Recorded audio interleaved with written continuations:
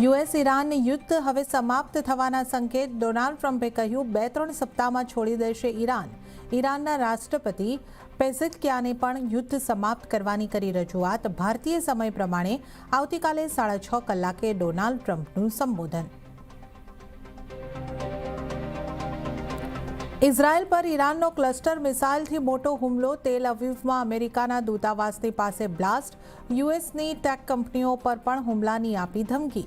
Apple, Google, Microsoft સહિત 18 કંપનીઓના કર્મચારીઓને IRGCની ઓફિસ ખાલી કરવાની આપી ચેતવણી.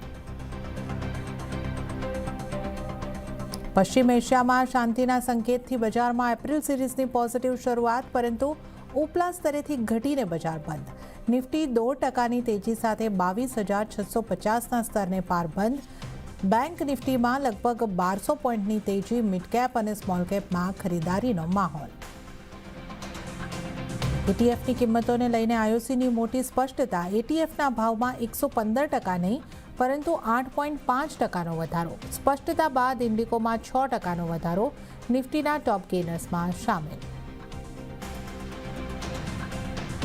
માર્ચમાં અનુમાનથી સારા રહ્યા ઓટો વેચાણના આંકડા. M&Mનું કુલ સેલ્સ 21% વધ્યું તો ટાટા મોટર્સ PVએ પણ 29% વધારે ગાડીઓ વેચી. એસ્કોર્ટ્સ, હ્યુન્ડાઈ અને મારુતિના સેલ્સમાં પણ વધારો. 10 મહિનાની ઊંચાઈ ઉપર GST કલેક્શન. માર્ચમાં ફરી GST કલેક્શન 2 લાખ કરોડને પાર. વાર્ષિક ધોરણે 8.8%નો વધારો.